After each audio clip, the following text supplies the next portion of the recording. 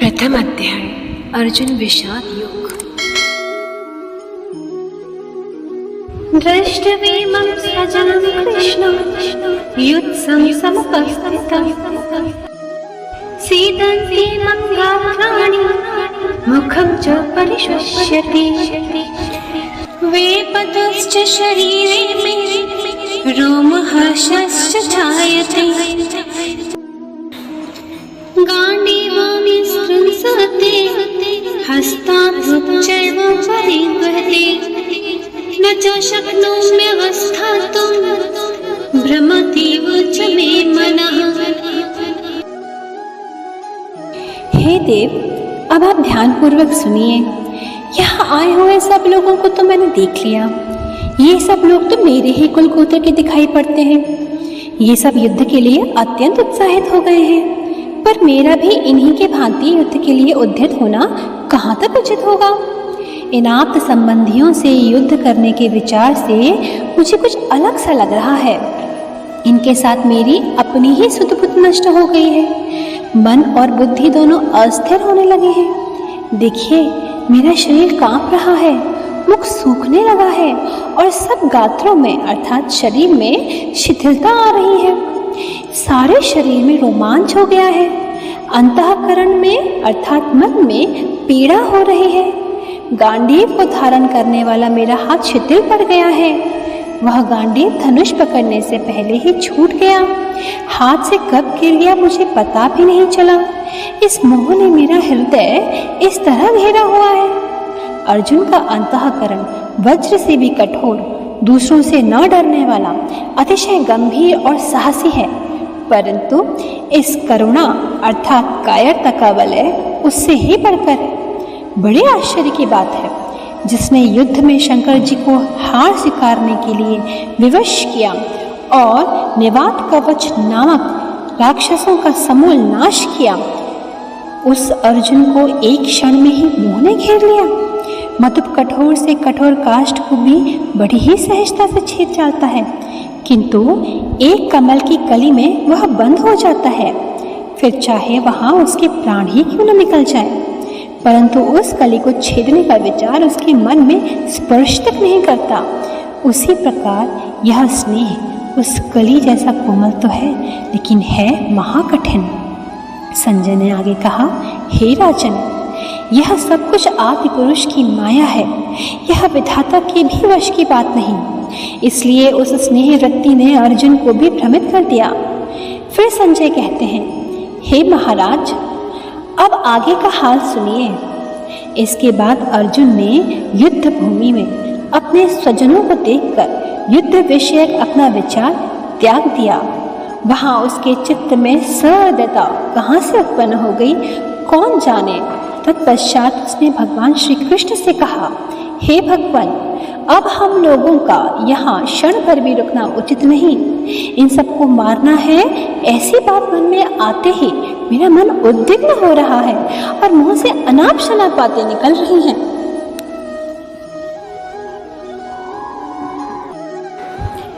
निमित्तानि च पश्यामि विपरीतानि केशव न च श्रेयो अनुपश्यामि हत्वा स्वजनमाहवे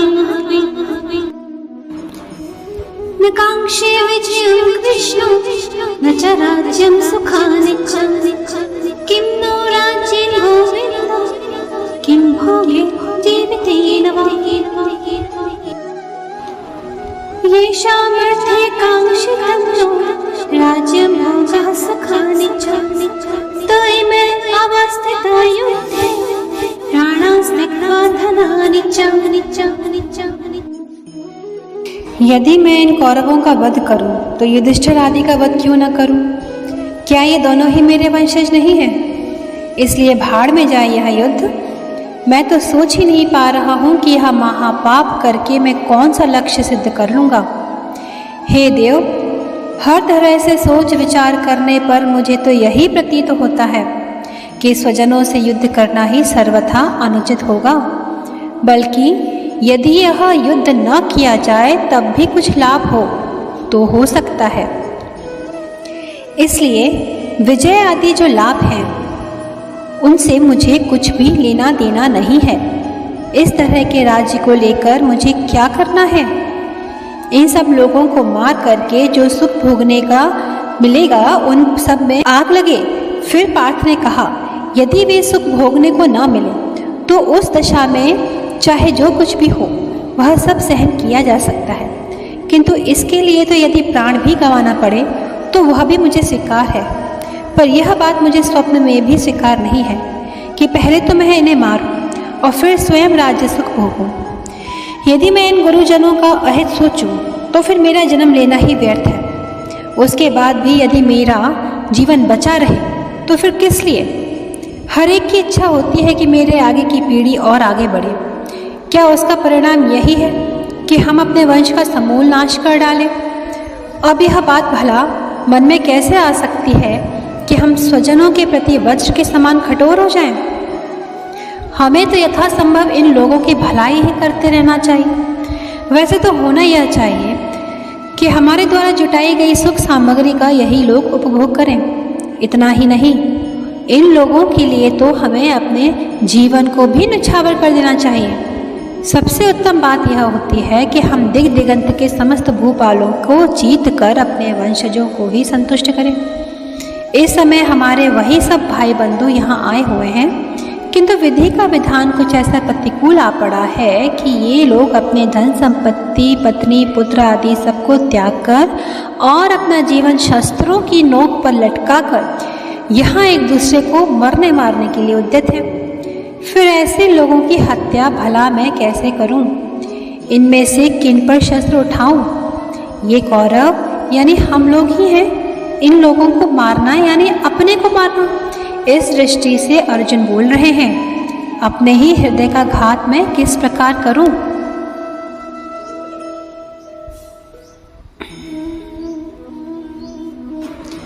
आचार्यः पितरः पुत्रस्तथैव च पितामहः मातुलः श्वशुरः पौत्रः श्यालः सम्बन्धिनस्तथा। ये कौन है? आप जानते नहीं क्या? जिनके हम पर असाधारण उपकार हैं, ऐसे भीष्म और द्रोण वे उस तरफ हैं। देखिए, सभी सगे संबंधी, साले, ससुर, मामे, भाई, बंधु, नाती, पोते आदि हमारे यहीं उपस्थित हैं। हे देव, आप जरा ध्यान से देखिए कि यहाँ सब लोग अत्यंत निकट के सगे संबंधी ही हैं। इसलिए इन सब बंधु बांधवों के विषय में कोई भी अहितकर वचन बोलना या सोचना भी वाणी को और मस्तिष्क को दूषित करना है। एतानहन्तुमिच्छामि नतोऽपि मधुसूदन अपि त्रैलोक्यराज्यस्य हेतुः किं नु महीं कृते। इससे तो यही श्रेयस्कर है कि ये लोग जो कुछ भी चाहें वही करें, अथवा ये मुझको ही अभी और यहीं मार डालें। फिर भी मैं इन लोगों को मारने का विचार तक अपने मन में नहीं ला सकता। यदि मुझे तीनों लोगों का भी निष्कंटक राज्य मिल जाए तो भी मैं कभी इन लोगों का अनिष्ट नहीं कर सकता, न सोच सकता। यदि मैं आज यहाँ यह जघन्य कृत्य कर डालूँ तो फिर मेरे लिए किसके मन में पूज्य भाव रह जाएगा? हे कृष्ण, फिर आप ही बताइए कि क्या इस कार्य से आपका मुंह हम लोगों को देखने के लिए मिलेगा? निहत्ते धार्य राष्ट्राणां का प्रीतिः स्यात् जनार्दन पापमेवाश्रयेदस्मान् हत्वैतानाततायनः। यदि मैं अपने ही वंशजों का विनाश करूंगा तो मैं महापापों का केंद्र स्थल बन जाऊंगा और फिर आप ही मेरे हाथ से निकल जाएंगे। कुल की हत्या का पाप लग जाने पर फिर भला आपको कौन और कहाँ देखेंगे? जैसे जंगल में दावाग्नि को देखकर कोकिल वहाँ पल भर भी नहीं ठहरती, अथवा पंख युक्त सरोवर देखकर चकोर पक्षी उसका तिरस्कार करके वहाँ से चला जाता है, ठीक वैसे ही देव, यदि मेरे में से पुण्य संचय नष्ट हो गया तो आप अपनी माया से मुझे मुँह में डालकर मेरे पास नहीं आएंगे। तस्मान्नारावयं धार्तराष्ट्रान् सबान्धवान् स्वजनं हि कथं हत्वा सुखिनः स्याम माधवा। ना तो मैं यह युद्ध करूंगा और ना ही शस्त्र को उठाऊंगा, कारण कि ऐसा करना मुझे हर प्रकार से गलत ही जान पड़ रहा है। हे प्रभु, यदि आपसे ही मेरा वियोग हो जाए तो फिर मुझे आप ये बताएं कि मेरे पास रह ही क्या जाएगा।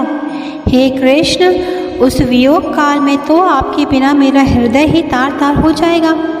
इसलिए यह बात एकदम असंभव है कि कौरवों का तो वध हो जाए और मैं राज्य का सुख भोग करूं। यह बात घटनी असंभव है। इस प्रकार अर्जुन बोले, यद्यपि ते न पश्यन्ति लोको बहुत चेतसः कुलक्षय कृतं दोषं मित्रद्रोहे च पातकम् कथं न ज्ञेयमस्माभिः पापदस्मान् निवर्तितुं कुलक्षय कृतं दोषं प्रपश्यद्भिर्जनाः। फिर अर्जुन ने कहा, यद्यपि ये लोग अभिमान के मद से अंधे होकर युद्ध के लिए आए हुए हैं, तथापि हमें अपने हित का विचार करना चाहिए। भला यह कैसे हो सकता है कि मैं ही अपने हाथों से अपने वंशजों की हत्या करूं? क्या मैं जानबूझकर यह कालकूट नामक विष पी जाऊं? अजीब मार्ग में चलते चलते यदि अचानक कोई शेर सामने आ जाए तो उससे अपना बचाव कर लेना ही श्रेयस्कर है। हे प्रभु, अब आप ही बताइए कि तीव्र प्रकाश छोड़कर अंधकूप में प्रवेश करने से क्या लाभ?